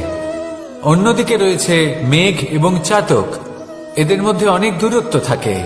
মেঘ থাকে আকাশে আর চাতক থাকে ধরিত্রীতে। কিন্তু যখন এই মেঘ থেকে বৃষ্টি ঝরে পড়ে, এই চাতক কিন্তু সেই জলই পান করে, নয়তো সে তৃষ্ণার্ত থেকে যায়। এবার অন্যদিকে দেখলাম শিশির বিন্দু আর পাতার এই সম্পর্ক। এরা খুব কাছাকাছি থাকে, ঘনিষ্ঠও থাকে। অন্যদিকে রয়েছে মেঘ এবং চাতকের সম্পর্ক, যাদের মধ্যে অনেক দূরত্ব থাকা সত্ত্বেও তারা খুব ঘনিষ্ঠ, তাই না? এই সারমর্ম খুব সরল। এই নৈকট্য, এই দূরত্ব, তা আপনার সম্পর্কে প্রভাব কিছুতেই ফেলতে পারে না। এই নৈকট্য, এই দূরত্ব, এসব হলো শুধুমাত্র মনের ব্যাপার। কখনো আপনি অনুভব করেছেন আপনি কারোর থেকে অনেক অনেক দূরে আছেন, অনেক দূরে আছেন, তাও সেই ব্যক্তির প্রতি আপনি টান অনুভব করেন। সেখানে আপনি কারোর সাথে প্রত্যেক দিন অতিবাহিত করেন, সমস্ত জীবন অতিবাহিত করেন, সব থেকে বেশি সময় তার সাথে অতিবাহিত করেন, তাও তার প্রতি সেই টান অনুভব করেন না। এই সংকেত হলো মনের দূরত্বের। তাহলে মনের এই দূরত্ব দূর করুন আর আমার সাথে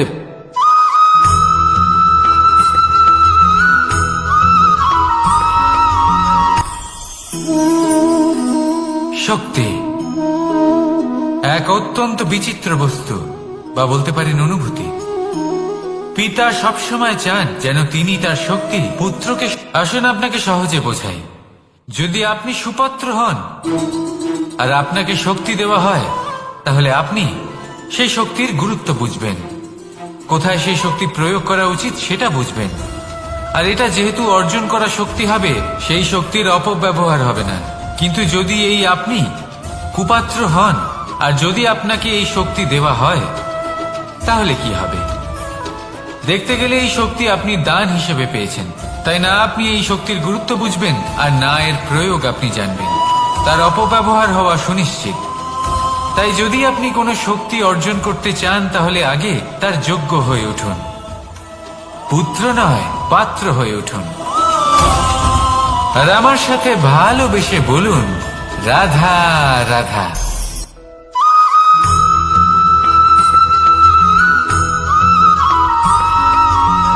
ভালো, শুধু ওনাদের কঠোর ব্যবহার দেখলে আমরা একটু ভয় পেয়ে যাই।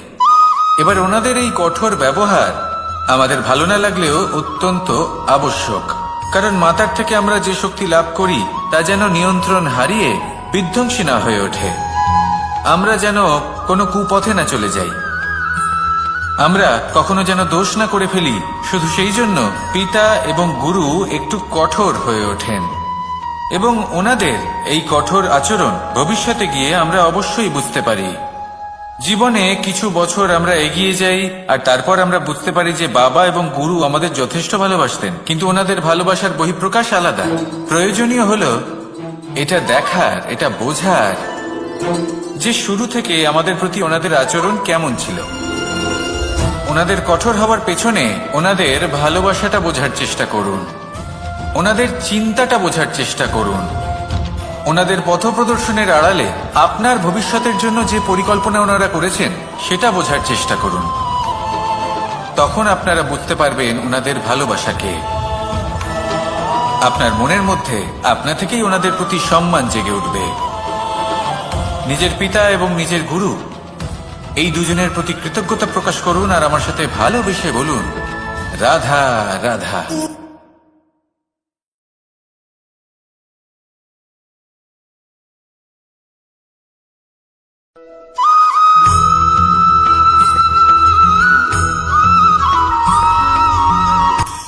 কখনো কোনো বাগানের কোনো বৃক্ষকে দেখেছেন যেখানে সুগন্ধি ফুল থাকে, রসালো ফল থাকে? তখন মন প্রফুল্ল হয়ে ওঠে, মন থেকে সেই বৃক্ষের প্রতি ভালোবাসা জন্মায়। কিন্তু যিনি বাগানের মালিক, শুধুমাত্র তিনিই জানেন যে কিভাবে এই বৃক্ষকে আগলে রাখতে হয়, কিভাবে তার পরিচর্যা করলে এতে সুন্দর সুগন্ধি ফুল হবে, রসালো ফল হবে। কখনো কখনো প্রয়োজনের থেকে বেশি রোদ পেলে এই বৃক্ষগুলি শুকিয়ে যায়, প্রয়োজনের থেকে কম রোদ পেলেও এই বৃক্ষ কিন্তু শুকিয়ে যায়। প্রয়োজনের থেকে কম জল যদি পায়, এই বৃক্ষ শুকিয়ে যেতে পারে। প্রয়োজনের থেকে অতিরিক্ত জল যদি পায়, তখনও এই বৃক্ষের শিকড়গুলি নষ্ট হয়ে যেতে পারে। এবার এটাই কিন্তু আমাদের সংসারের সাথেও হয়। আমাদের সংসারের সকল প্রতিভাশালী ব্যক্তি, যেমন লেখক, বিচারক, প্রবক্তা, যোদ্ধা, এদের সবার ক্ষেত্রে এই কথাটাই প্রযোজ্য। যদি বেশি প্রশংসা করা হয়, তাহলেও এরা হারিয়ে যাবেন। প্রয়োজনের থেকে বেশি যদি নিন্দা করা হয়, তখনও তারা নত হয়ে পড়বেন।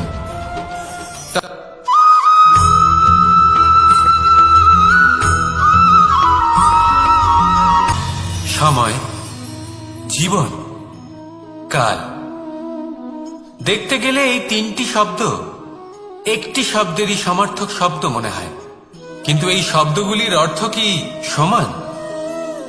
কখনোই নয়। হ্যাঁ, এই সময় চলতে থাকে, জীবন চলতে থাকে, কালচক্র চলতে থাকে। এই সময় কেটে যায়, কিন্তু এই জীবন একে যাপন করতে হয়। কি বলেন? এই জীবনে কিছু করুন বা কিছু না করুন, জীবন এমনি কেটে যাবে, আপনি জানতেও পারবেন না। কিন্তু সেটা আমাদের উদ্দেশ্য নয়, একে যাপন করতে হবে। এই জীবনে প্রেরণা পেতে শিখুন, প্রেরণা দিতে শিখুন, আহ্বান গ্রহণ করতে শিখুন, আহ্বান জানাতে শিখুন, মহান কাজ করতে শিখুন, ধন্যাত্মক বোধ জাগিয়ে তুলুন। জীবন অতিবাহিত করার অর্থ কি তা আপনি শিখে যাবেন। কারণ সময় কেটে যায়, সমস্ত যুগ কেটে যায়, কিন্তু জীবনের রীতি জীবন কাটিয়ে দেওয়া নয়, জীবন যাপন করা। এই জীবন সম্পূর্ণরূপে অনুভব করতে হবে, নতুন পথ বানাতে হবে। এবারে যদি এই জীবন বাঁচার সময় একবার ভেবে দেখুন, যদি মনে প্রেম থাকে, সদ্ভাবনা থাকে, তাহলে কি হবে? এই জীবনকে বাঁচার অনুভূতিটাই অন্যরকম হয়ে যাবে, একটা আনন্দময় অনুভূতি লাভ করবেন। তাহলে এটাই করুন, আর আমার সাথে ভালোবেসে বলুন, রাধা রাধা।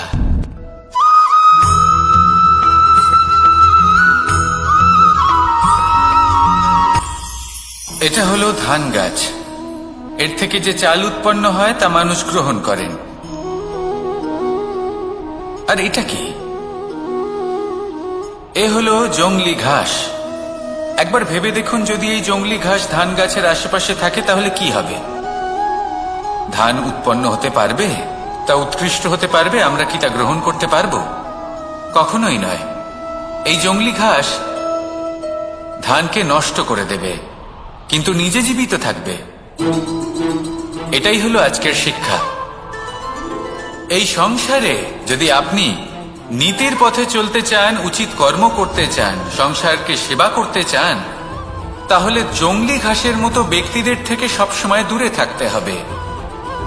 সেই ব্যক্তি যারা দুর্নীতি এবং মিথ্যা দ্বারা পরিপূর্ণ, যাদের ব্যবহার অশুভ, যাদের অনেক অশুভ গুণ রয়েছে, তারা সঠিক নয়। সেই সকল ব্যক্তি যাদের চরিত্র অত্যন্ত দুষ্ট হয়, তারা হয় শুভ চরিত্রের ব্যক্তিকে একদম নষ্ট করে দেয়, নয় নিজের মতো বানিয়ে তোলে। তাই যদি আপনি নীতির পথে চলতে চান, এই সংসারের জন্য শুভ কর্ম করতে চান, তাহলে সেই সঙ্গ লাভ করুন যে সঙ্গ জ্ঞানে পরিপূর্ণ, যাদের মধ্যে অনেক গুণ আছে, যাদের থেকে প্রতিদিন কিছু শিখতে পারবেন। এমন ব্যক্তির সাথে জীবন অতিবাহিত করুন, দুরাচারীদের থেকে দূরে থাকুন। তবেই এই মন প্রসন্ন হয়ে বলবে, রাধা রাধা।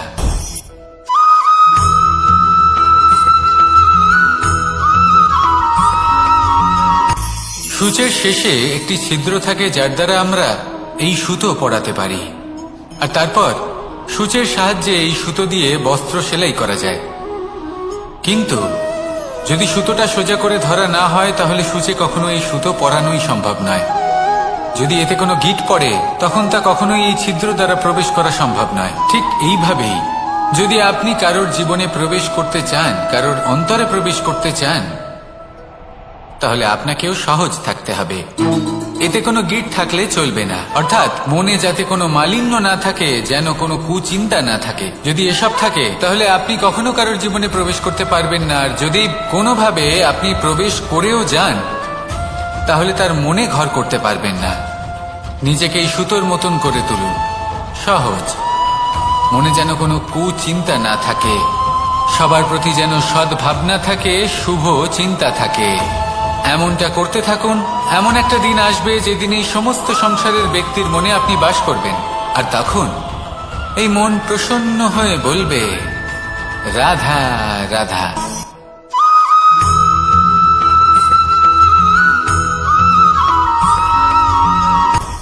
আপনি কখনো পর্বতের শিখরে উঠেছেন? আপনি দেখতে পাবেন পর্বতের পদতলে প্রচুর সুন্দর ফুল রয়েছে, সবুজ বনানী রয়েছে। যত আপনি ওপরে উঠতে থাকবেন তত ফুল কমতে থাকবে, সবুজ বনানী কমতে থাকবে। আরো কিছুটা ওপরে উঠলে কাঁটা জাতীয় গাছ দেখতে পাবেন, শুকনো গাছ দেখতে পাবেন। আরো যদি ওপরে ওঠেন তাহলে পাষাণ দেখতে পাবেন। আরো উপরে উঠলে হিমখণ্ড দেখতে পাবেন।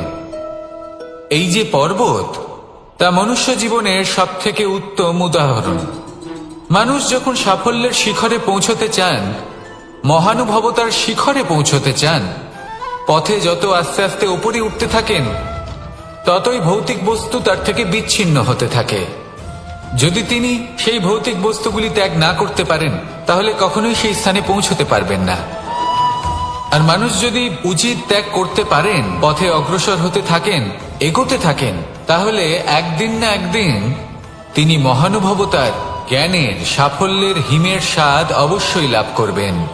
মনে রাখবেন, মানব জীবনে ত্যাগ হলো অত্যন্ত গুরুত্বপূর্ণ অংশ।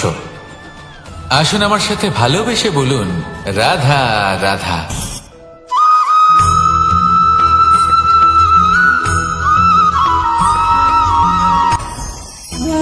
ভোজন।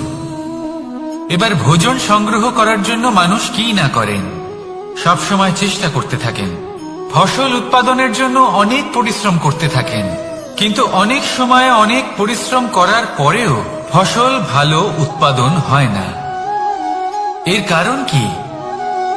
কারণ হলো এটাই যে আপনি পরিশ্রম হয়তো অনেক করেছেন, কিন্তু আপনার নজর তো সেই বীজের দিকে ছিলই না যা আপনি রোপণ করেছেন। সেই জন্য সব সময় কোনো বীজ রোপণ করার আগে তাকে পরখ করে দেখুন, তা অত্যন্ত আবশ্যক। আর সেইভাবেই যখনই কোনো কর্মের প্রশ্ন আসে, তাহলে সেখানে শুধুমাত্র পরিশ্রম যথেষ্ট নয়। সেই কাজের প্রতি আপনার কর্তব্য কি, আপনার উদ্দেশ্য কি, সেটা জানা হলো অত্যন্ত গুরুত্বপূর্ণ। তাই কর্ম করুন, কিন্তু সেই কর্মের প্রতি আপনার যা উদ্দেশ্য তার মাহাত্ম্য বুঝতে চেষ্টা করুন। তাহলে আসুন আমার সাথে ভালোবেসে বলুন, রাধা রাধা।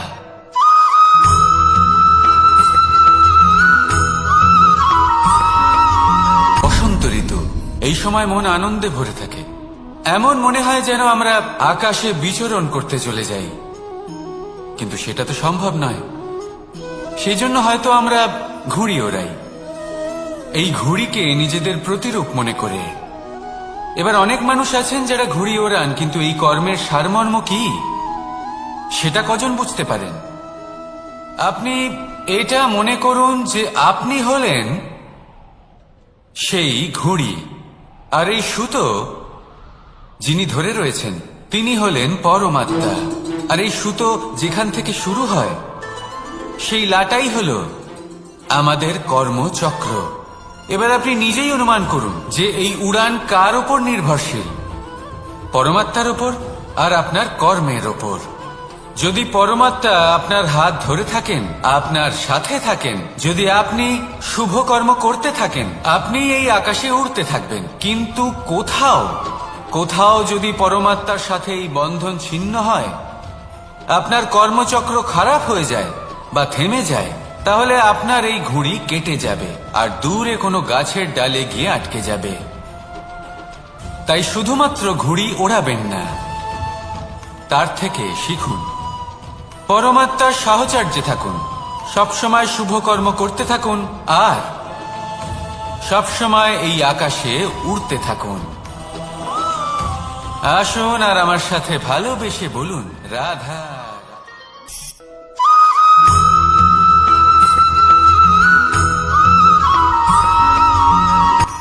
এই সংসারে সাফল্য লাভ করার জন্য জ্ঞানের প্রয়োজন হয়, পরিশ্রমের প্রয়োজন হয়, দৃঢ় নিষ্ঠার প্রয়োজন হয়, নিরন্তর চেষ্টা করা প্রয়োজনীয়।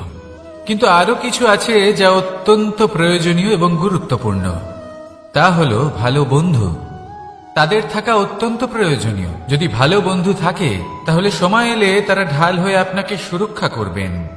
সময় এলে অস্ত্রের মতো শত্রুকে সংহারও করবেন।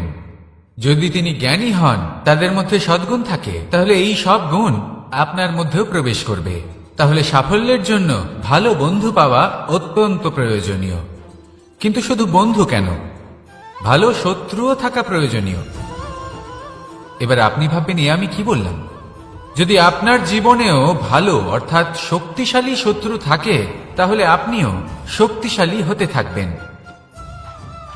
এই শত্রু আপনাকে প্রেরিত করবে আরো বেশি শক্তিশালী হয়ে ওঠার। কখনো কোনো হরিণকে দেখুন, তীব্র গতিতে দৌড়তে থাকে। কেন তীব্র গতিতে দৌড়য়? এই কারণে নয় যে কোথাও তার জন্য মধুর ঘাস অপেক্ষা করে রয়েছে, না, সে এই কারণে তীব্র গতিতে দৌড়য় কারণ সেটা না করলে তার পেছনে একটি সিংহ আছে যে ওকে নিজের ভোজন করে ফেলবে। তাই জীবনে বিপদ, সংকট এই সবকিছুও হলো অত্যন্ত গুরুত্বপূর্ণ। তার সম্মুখীন হতে শিখুন আর আমার সাথে ভালোবেসে বলুন, রাধা রাধা।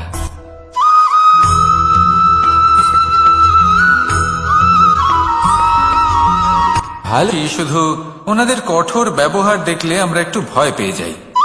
এবার ওনাদের এই কঠোর ব্যবহার আমাদের ভালো না লাগলেও অত্যন্ত আবশ্যক, কারণ মাতার থেকে আমরা যে শক্তি লাভ করি তা যেন নিয়ন্ত্রণ হারিয়ে বিধ্বংসী না হয়ে ওঠে। আমরা যেন কোনো কুপথে না চলে যাই, আমরা কখনো যেন দোষ না করে ফেলি। শুধু সেই জন্য পিতা এবং গুরু একটু কঠোর হয়ে ওঠেন, এবং ওনাদের এই কঠোর আচরণ ভবিষ্যতে গিয়ে আমরা অবশ্যই বুঝতে পারি। জীবনে কিছু বছর আমরা এগিয়ে যাই আর তারপর আমরা বুঝতে পারি যে বাবা এবং গুরু আমাদের যথেষ্ট ভালোবাসতেন, কিন্তু ওনাদের ভালোবাসার বহিঃপ্রকাশ আলাদা। প্রয়োজনীয় হলো এটা দেখার, এটা বোঝার যে শুরু থেকে আমাদের প্রতি ওনাদের আচরণ কেমন ছিল। ওনাদের কঠোর হওয়ার পেছনে ওনাদের ভালোবাসাটা বোঝার চেষ্টা করুন, ওনাদের চিন্তাটা বোঝার চেষ্টা করুন, ওনাদের পথপ্রদর্শনের আড়ালে আপনার ভবিষ্যতের জন্য যে পরিকল্পনা ওনারা করেছেন সেটা বোঝার চেষ্টা করুন। তখন আপনারা বুঝতে পারবেন ওনাদের ভালোবাসাকে। আপনার মনের মধ্যে আপনা থেকেই ওনাদের প্রতি সম্মান জেগে উঠবে। নিজের পিতা এবং নিজের গুরু এই দুজনের প্রতি কৃতজ্ঞতা প্রকাশ করুন আর আমার সাথে ভালোবেসে বলুন, রাধা রাধা।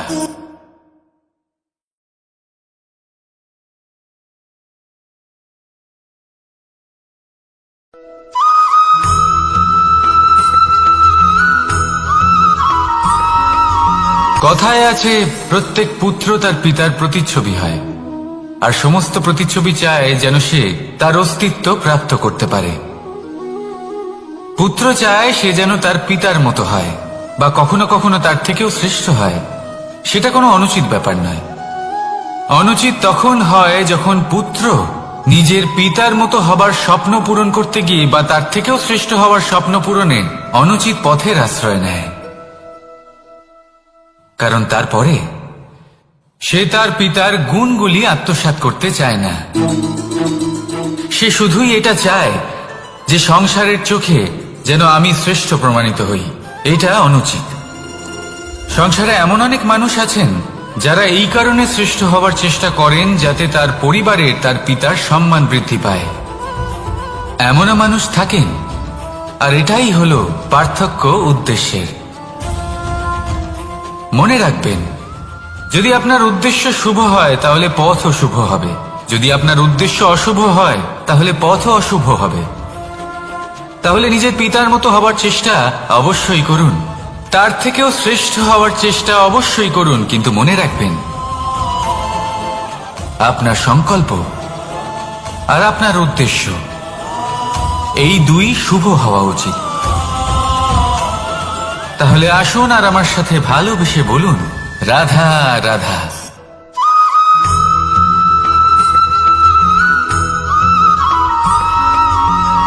আপনি কখনো কোনো বাজকে নিজের বাসা বানাতে দেখেছেন? এই বাজ যখনই কোনো বাসা বানায় তখন উঁচু গাছের ডালে বা কোনো পর্বতের শিখরে বাসা বানায়, অনেক উচ্চতায়, আর সেখানে তার সন্তানও জন্মগ্রহণ করে। যখন এই সন্তানেরা জন্মায় তখন এই বাজ খুবই ভালোবেসে এবং খুব সাবধানে এদের পালন পোষণ করে। নিজের ঠোঁট দিয়ে তাদের ঠোঁটে খাবার পরিবেশন করে। কিন্তু যেই সেই সন্তানেরা হৃষ্টপুষ্ট হয়ে যায় এবং সেই কথা বাজ নিজে বুঝতে পেরে যায়, সেই বাজ নিজেই সেই বাসা ছিন্ন ভিন্ন করে দেয়। সেই সন্তান যাদের সবেমাত্র ডানা গজিয়েছে, কিভাবে উড়তে হয় তারা জানে না, সেই সন্তানগুলিকে উচ্চতা থেকে ঠেলে দেয়। সেই সন্তান প্রথমে ভয়ভীত হয়ে যায়। তারা সামনে মৃত্যুকে দেখতে পেয়ে ভয়ের কারণে তাদের ডানা ঝাপটাতে থাকে, আর সেই প্রক্রিয়াতেই সেই সন্তানগুলি উড়তে শুরু করে দেয়। এবার এই ঘটনায় আমরা কি শিক্ষা পেতে পারি?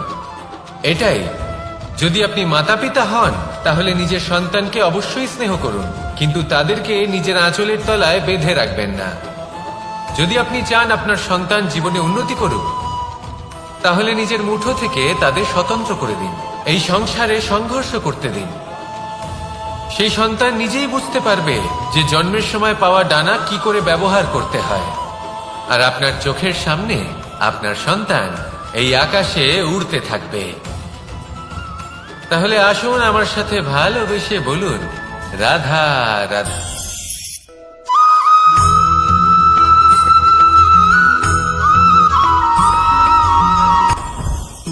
জীবনে কিছু শেখা অত্যন্ত গুরুত্বপূর্ণ। এবার কি কি শিখতে হবে সেই সব শেখানোর জন্য অনেক শিক্ষক রয়েছেন, কিন্তু কি শিখবেন না আর কি করবেন না এটা আমাদের নিজের অভিজ্ঞতা দিয়ে শিখতে হয়। কিন্তু তার মানে এটা নয় যে যদি আপনাকে শিখতে হয় যে আগুনের তাপ কতটা, আপনাকে আগুনের মধ্যে হাত দিতে হবে। না, অন্য কারোর অভিজ্ঞতা দ্বারাও শিখতে পারেন। প্রশ্ন শুধুমাত্র একটাই যে আপনি কি শিখতে চান নাকি চান না। যদি আপনি এটাই ভাবেন যে আমি শুধুই নিজের অভিজ্ঞতা দ্বারাই শিখতে চাই, তাহলে জীবনকাল ছোট মনে হবে, অনেক কিছুই শিখতে পারবেন না। তাই নিজের সাথে সাথে বড়দের অভিজ্ঞতার দ্বারাও শেখা শুরু করে দিন। এই সংসারের অভিজ্ঞতা দ্বারা শিখতে শুরু করে দিন। আর এটা নিশ্চিত রূপে শেখা আবশ্যক যে কখন কি করবেন না, কোথায় থামতে হবে আর কোথায় থামবেন না। তাহলে আসুন আর আমার সাথে ভালোবেসে বলুন, রাধা রাধা।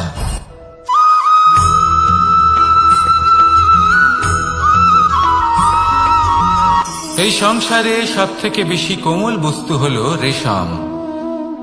এই রেশম এতটাই কোমল হয় যে এর পুরো একটা থান শুধুমাত্র একটা হাতে ধরা সম্ভব। কখনো ভেবে দেখেছেন এই রেশম কিভাবে হয়? একটি কীট তার লালার দ্বারা উৎপন্ন হয়। এই কীট সেই রেশমকে পাক দিতে থাকে, পাক দিতেই থাকে, আর আস্তে আস্তে তার মধ্যেই জড়িয়ে পড়ে।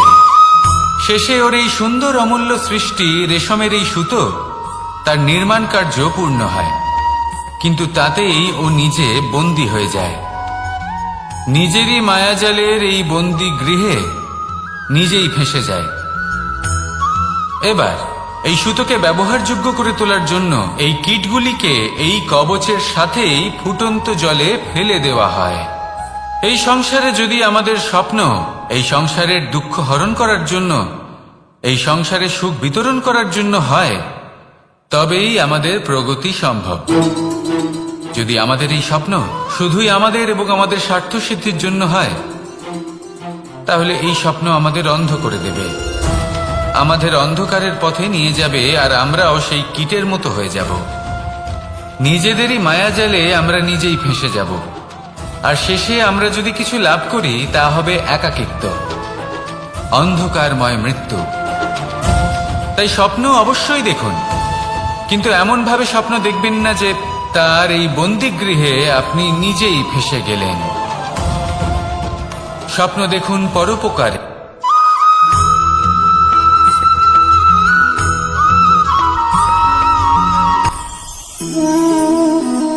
শক্তি এক অত্যন্ত বিচিত্র বস্তু, বা বলতে পারেন অনুভূতি।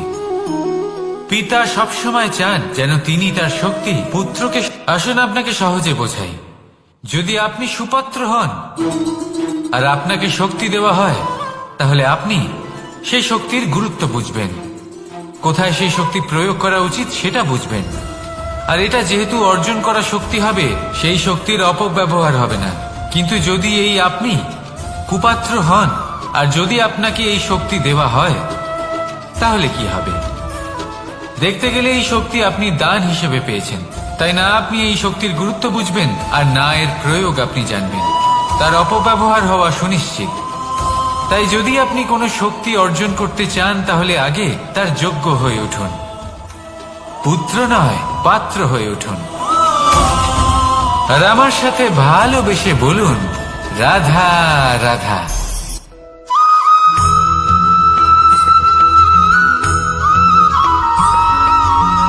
এই সংসারে প্রত্যেক মানুষ এটাই চান যে তিনি যেন ধনবান হন, আর্থিক অবস্থা তার ভালো থাকে, ওনার বাড়িতে লক্ষ্মীর আগমন হয়। কিন্তু সেটা হবে কি করে, সেটাই হলো প্রশ্ন।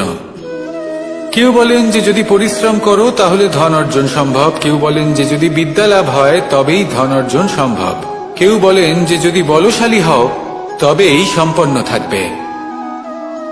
ভালো কথা, যদি তাই হয়ে থাকে, তবে দিনমজুর সারা দিন পরিশ্রম করেন, তিনি কেন ধনী হন না? অনেকজন বিদ্বান মানুষ আছেন এই সংসারে, তারা কেন ধনবান হন না? অনেক সংখ্যক বলশালী ব্যক্তি আছেন, তাদের কাছে ধন নেই কেন? তাদের কেন ধনের অভাব হয়? আবার এমনও কিছু মানুষ আছেন যারা পরিশ্রম করেন, তারা দিনমজুর, কিন্তু তারা ধন অর্জন করতে পারেন। কিছু বিদ্বান ব্যক্তি আছেন যাদের কাছে অধিক মাত্রায় ধন রয়েছে, কয়েকজন বলশালী ব্যক্তি রয়েছেন যাদের কাছে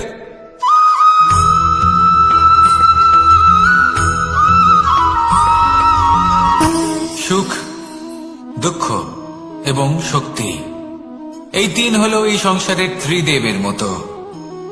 আমাদের জীবনে যা কিছু ঘটছে এই তিনটির ভিত্তির উপরেই হচ্ছে। আসলে এই সংসারের একটা নিয়ম আছে, যখনই আপনি কিছু লাভ করেন এই সংসার আপনার পরীক্ষা নেয়। এটা জানার জন্য আপনার পরীক্ষা নেয় যে আপনি যা কিছুই লাভ করেছেন আপনি কি আদৌ সেটার যোগ্য কিনা। ঠিক সেইভাবেই এই সুখ, দুঃখ এবং শক্তি আপনার পরীক্ষা নিয়ে থাকে। যখন সুখ আসে তখন সে আপনার পরীক্ষা নেয় যে আপনার মধ্যে অহংবোধ জাগ্রত হয়নি তো।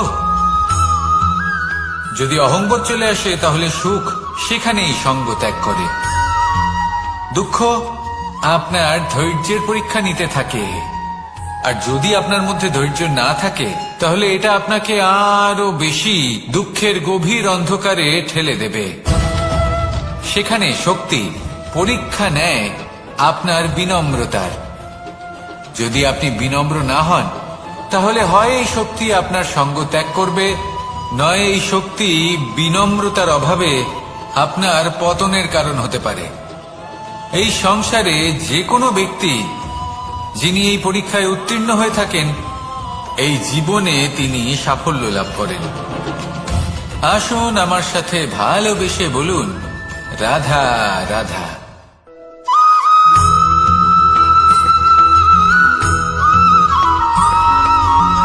পঞ্চতত্ত্বের মধ্যে দ্বিতীয় তত্ত্ব হল ধরণী, ভূমি, যাকে আমরা ধরণী মাতা বলি। এই ধরণী ধৈর্য ধারণ করে, আর এর উপরেই আমাদের সমগ্র সংসার নির্ভরশীল। কারণ এই ভূমি সহ্য ক্ষমতা রাখে, এর সহ্য ক্ষমতা হল অপরিসীম। সন্তান যতই আঘাত প্রদান করুক না কেন প্রেম পূর্বক সহ্য করে, আর তার বদলে অমূল্য রত্ন প্রদান করে। সন্তান যদি হাল চালায় তাহলে তার বদলে তাকে অন্ন প্রদান করে। এটাই হলো ধরণী। এবার এর থেকে আমরা কি শিক্ষা পেতে পারি? এটাই যে কারোর জন্য কিছু করা বা কাউকে কিছু দেওয়া মনে কোনো কামনা ছাড়াই। আর এই কথাটা বুঝে যান, যদি কারোর জন্য কামনা না রেখে বা কোনো পাওয়ার আশা না রেখে কারোর জন্য কিছু করেন বা কারোকে কিছু দেন, যদি এটা আপনি শিখতে পারেন তবে আপনি ভালোবাসতে শিখে গেছেন। আর সেই জন্যই এই ধরিত্রীকে মাতা বলা হয়। কারণ মাতা শুধু উনি নন যিনি গর্ভে সন্তানকে ধারণ করেন, মাতা তো উনিও যিনি জীবন বাঁচতে শেখান, যিনি জীবন বাঁচার উদাহরণ প্রদান করেন। তাহলে ধরনীর থেকে এই নিঃস্বার্থ ভাব শিখুন, নিঃস্বার্থ ভালোবাসা শিখুন, আর এই ভালোবাসার সাথেই বলুন রাধা রাধা।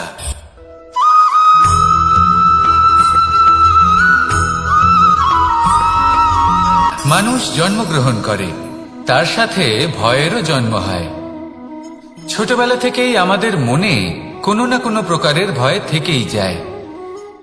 কেউ এই বিষয়ে ভয় পায় যে তার কোনো বস্তু তার থেকে দূরে চলে যাবে, কেউ এই বিষয়ে ভয় পায় যে আমি নিজেকে হারিয়ে ফেলব, কেউ এই ভেবে ভয় পায় যে আমার প্রিয়জনেরা তারা যেন আমার থেকে দূরে না চলে যায়, কেউ এই ভেবে ভয় পায় যে আমরা যেন পথ না হারিয়ে ফেলি, আদি ইত্যাদি। কিন্তু সত্যি কথা বলতে ভেবে দেখুন এই ভয় বাস্তবে কি? শুধুই একটা মনস্থিতি, আর কিছুই নয়। যা কিছু আপনি জীবনে পেয়েছেন তা একদিন আপনাকে হারাতে হবে। এই জীবন হলো আপনারই, কিন্তু তাও একদিন সমাপ্ত হবে। তাই ভয় পেয়ে কি লাভ? এই ভয় শুধু আপনাকে জীবন যাপন করা থেকে বাধা দিচ্ছে, আর কিচ্ছু নয়। পথ হারিয়ে ফেললেই বুঝতে পারবেন যে নতুন পথ কিভাবে বানাতে হয়। কিছু মানুষকে জীবন থেকে হারালে তবেই আপনি বুঝবেন যে আপনার আপনজনকে। এই ভয়ের কারণে ভীত হয়ে থাকবেন না। এই তারা নক্ষত্র অন্ধকারের অভাবে গুরুত্ব হারায়। শিবকেও মহাদেব হওয়ার জন্য বিষপান করতে হয়েছিল। প্রত্যেক পরিস্থিতি, প্রত্যেক সাফল্য আপনার পরীক্ষা নেবে, তাতে উত্তীর্ণ হওয়া হলো আপনার কর্ম। যখনই আপনি ভয় পাবেন বা সংকটের সম্মুখীন হবেন, তখন সাহসের সাথে তার সম্মুখীন হন। মনে রাখবেন, যে সম্মুখীন হতে জানে সাফল্য তার সাথে সবসময় থাকে। আসুন আর আমার সাথে ভালোবেসে বলুন রাধা রাধা।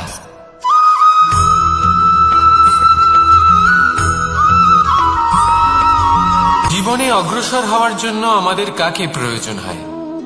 মাতা পিতা, বন্ধু, প্রেম, সাহায্য, অর্থ, পরিশ্রম, আশা।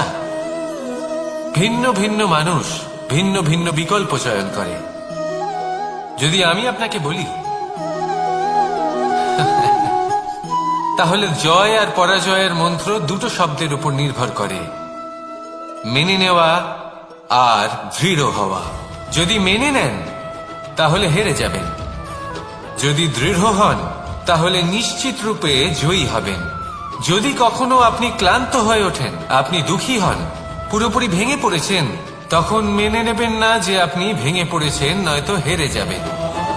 তখন উল্টে স্থির করবেন যে যাই হয়ে যাক না কেন আমি জয়ী হবই। আর আপনি দেখবেন যে জয় নিশ্চিত রূপে আপনার কাছেই আসবে। তাহলে এই কথা মনে রাখবেন আর আমার সাথে ভালোবেসে বলবেন রাধা রাধা।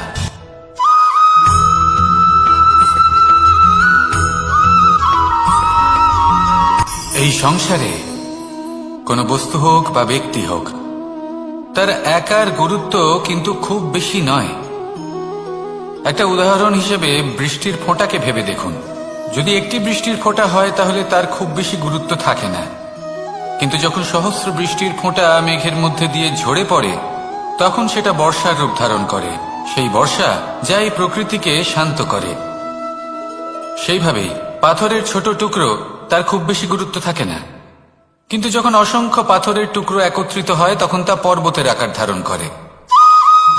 সেইভাবেই কিছু মানুষ যখন একত্রিত হন তখন তৈরি হয় পরিবার, কিছু পরিবার যখন একত্রিত হয় তখন তৈরি হয় সমাজ, যখন অনেক সংখ্যক সমাজ একত্রিত হয় তখন তৈরি হয় রাজ্য।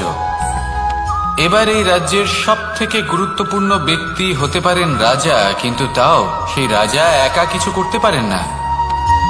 যুদ্ধ লড়ার সময় তারও নিজের সৈন্যদলকে প্রয়োজন পড়ে। কিন্তু এই সংসারে এমন একজন ব্যক্তি আছেন যিনি একাই সব কাজ করতে থাকেন, এবং সেই ব্যক্তি হলেন মা। আমাদের জীবনে একজন পিতার ভূমিকা কিন্তু নিঃসন্দেহে অমূল্য, কিন্তু আমাদের সকলের জীবনে যে ভূমিকা একজন মায়ের তা অন্য কারোর থাকে না।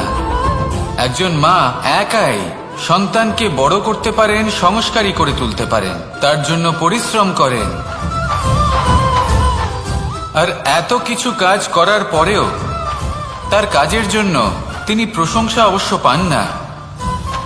উল্টে যদি সেই সন্তান অনুচিত পথে চালিয়ে